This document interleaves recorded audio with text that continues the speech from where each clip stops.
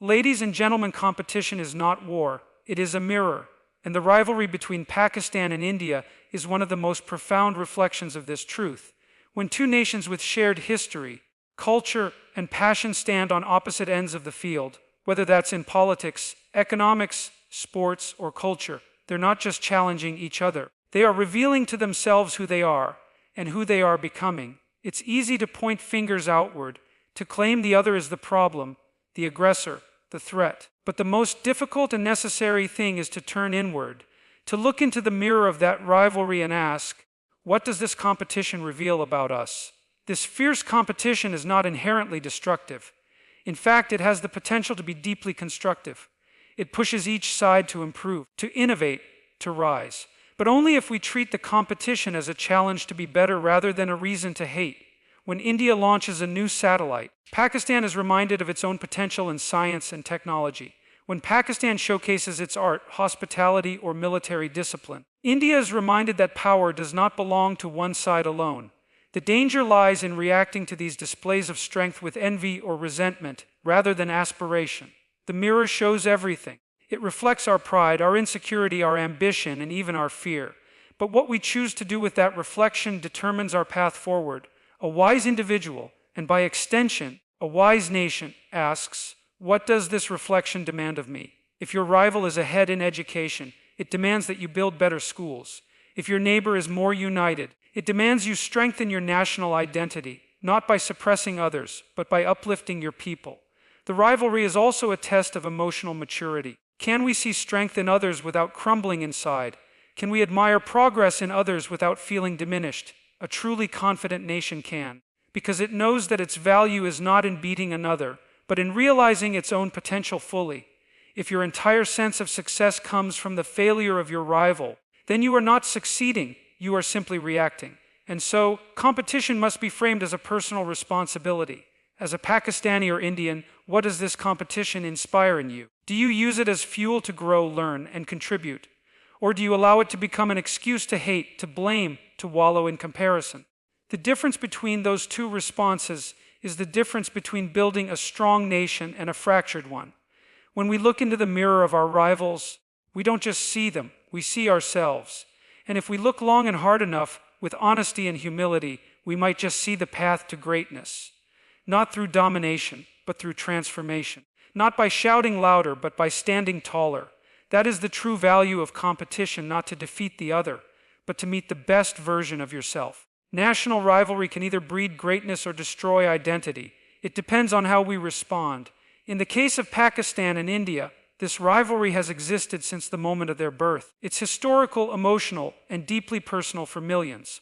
But what often gets lost in the noise is that rivalry, in itself, is not the enemy. Our response to it is. If we choose to respond with hatred, revenge, and blind nationalism, we destroy ourselves from within. We let our identity become reactive, defined only by being against someone else. But if we rise above that, if we choose to respond with discipline, with a sense of purpose, and a hunger to grow, then that same rivalry becomes a catalyst for greatness. It is essential to understand that true national identity is not built in opposition to another. It is built through values, vision, and virtues. When a nation starts seeing its neighbor only as a threat or an obstacle, it loses its deeper sense of purpose. The moment we define ourselves by what we're not, we are not them. Instead of who we are, we start to decay. That's not patriotism. That's insecurity. And insecurity, when multiplied across generations, turns into generational hatred and conflict that stunts growth. On the other hand, competition can be a great teacher. When one nation excels, it sends a message to the other: rise with us, improve, don't be left behind. The success of others doesn't take away your potential, it invites you to discover yours. If India grows economically, technologically, or diplomatically, Pakistan has a chance to ask itself, not with bitterness but with sincerity, what can we learn from this? Where are we falling short? How can we uplift our people too? The reverse is just as true. When Pakistan achieves greatness in science, arts, sports, or military defense, India can choose to respond not with fear, but with reflection. It is only through this mindset that nations evolve. Rivalry becomes dangerous when it blinds people to truth. Propaganda, misinformation, and emotional manipulation thrive in the absence of critical thinking. And if all you know about your rival is what is told through biased lenses, You end up hating a version of them that may not even exist. This damages not only international relations but also individual growth. Because a person trained to hate cannot think freely. And a nation that trains its youth to hate its neighbors trains them to fear the world. Identity must be built through responsibility, through doing the hard work of progress, peace, and purpose, through building schools, not just borders, through creating innovation, not just military slogans, through finding pride in contribution, not just confrontation. That is how nations rise, not by shouting the loudest, but by growing the deepest. The choice is ours. Do we let rivalry turn us into mere shadows of reaction? Or do we use it to sharpen ourselves into something greater? When we choose the latter, our identity is not weakened by the competition. It is defined and strengthened by how we rise in the face of it. That is the test of a nation's soul. In the face of intense rivalry, such as the one between Pakistan and India, emotional narratives often overpower objective truths. This phenomenon is deeply rooted in history, where trauma, loss, and legacy have built a collective memory that's often one-sided. It's easy to fall into the trap of seeing the other side as entirely wrong or unjust, because that's how we've been taught to see the world. But truth is rarely that simple. It is layered, nuanced, and uncomfortable. It challenges us to question not just the other side, but ourselves. And that's where true growth begins, when we stop asking, who hurt us? And start asking, what part of the story are we not seeing? It is intellectually lazy to view national conflict in black and white terms. Yet, this is the default mode for many people, because it's easier than facing complexity. It's easier to demonize an entire nation than to accept that there are good and bad actors on both sides, that both have suffered, and that both have contributed to the pain. But complexity is not a weakness, it's a mark of wisdom. When a nation or an individual learns to think critically, even about their own beliefs, they become harder to manipulate and more capable of making moral decisions rooted in truth. This doesn't mean abandoning patriotism. It means upgrading it. A mature patriot is someone who loves their country enough to see its flaws clearly, because only then can they contribute to its healing. Truth is not anti-national. It is the foundation of a strong nation. If our national identity is built on lies, distortions, and ignorance, then we are building a house on sand. But when it is built on facts, accountability, and intellectual honesty, it becomes unshakable. We cannot demand truth from others while hiding from it ourselves. The rivalry between India and Pakistan will only ever transform into something constructive when both sides develop the courage to confront their historical and present realities without blind emotion. That requires leadership, education, and open dialogue. It requires individuals who can think, not just feel, because emotions, while powerful, can mislead us if they are not guided by reason and truth. A nation full of emotionally reactive people is vulnerable, not just to external enemies, but to internal chaos. It's time to teach our youth how to think instead of just telling them what to think. That means exposing them to the whole picture, even when it's uncomfortable. It means encouraging them to ask hard questions. Why did these conflicts really happen? What role did our leaders play? What might we have done differently? These are not questions of weakness. They are questions of strength. Only a secure and evolving society asks them. At the end of the day, truth is not a threat. It's a weapon against ignorance. And in a rivalry as charged as that between Pakistan and India, it is the only tool that can lead both sides toward peace, dignity, and progress. Truth doesn't just set us free, it makes us whole. And only whole nations can move forward without being trapped by the ghosts of their past. In any prolonged rivalry, especially one as emotionally and historically loaded as the one between Pakistan and India, the youth play a pivotal role in determining whether the future will be shaped by progress or poisoned by inherited hatred. The challenge is not just about creating opportunities or infrastructure, it's about transforming mindsets. Young people are the most susceptible to radical ideologies, especially when they are deprived of critical education, economic stability, and meaningful engagement. When a society fails to equip its youth with a strong foundation in ethics, logic, and empathy, it creates fertile ground for extremism to grow on both sides of the border. If we want to build a peaceful, competitive, and innovative future in South Asia, then we must invest in a new kind of education, one that teaches young minds how to think, not just what to think. Memorizing national slogans or enemy narratives does not build strength, it builds walls. Instead of raising a generation that only knows how to chant victory or revenge, we must raise a generation that asks, How do we create value in the world? And what can we learn from our neighbors' strengths? An educated youth sees beyond the flag and into the future. They understand that real power lies not in silencing others, but in amplifying voices of truth, reason, and compassion. When young people are given tools to analyze, question, and build, they do more than just serve their country, they elevate it. They become innovators, artists, peacemakers, and visionaries. But when they are deprived of opportunities, manipulated by propaganda, and consumed by generational hatred, they become pawns in a game they never chose to play. History is full of such examples, of great civilizations falling, not because of an external enemy, but because their own youth were robbed of purpose. It is the responsibility of every educator, policymaker, parent, and influencer to be intentional about the values they pass on to the next generation. We need to stop glorifying aggression and start honoring wisdom. We need to teach our youth that diplomacy is not weakness, that critical thinking is not rebellion, and that cooperation across borders is not betrayal.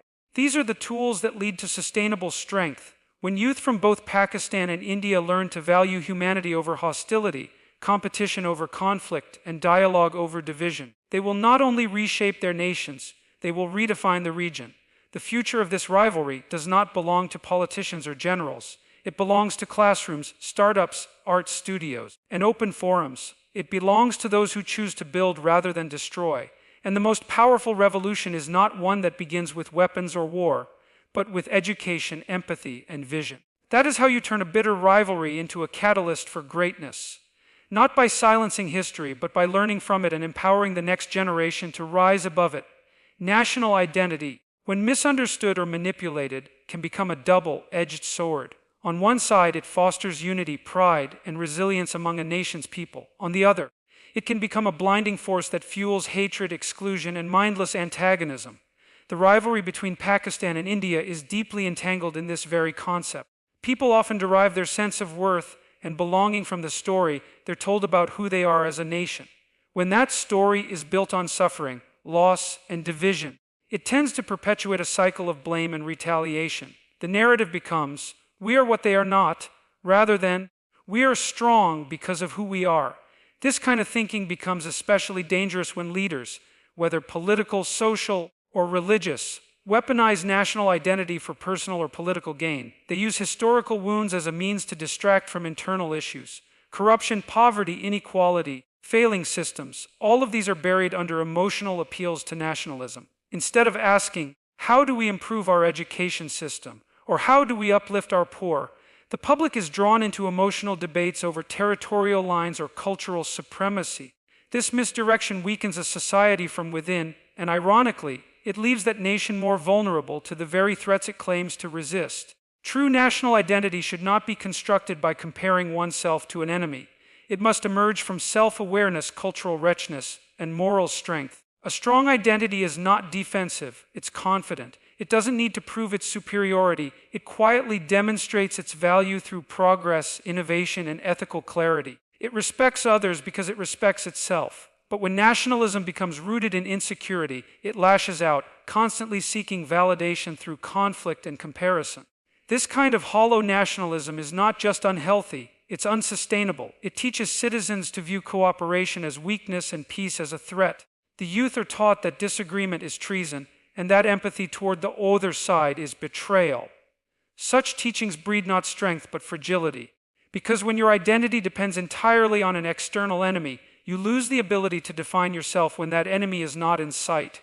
You become directionless, manipulated, and stuck in the past. Instead, both nations must embrace a national identity that is rooted in internal strength. This means celebrating intellectual achievement, cultural depth, spiritual wisdom, and moral leadership. It means building systems that reward honesty and merit rather than loyalty to a particular ideology. It means teaching the next generation that dignity is not derived from flags or slogans, but from truth and responsibility.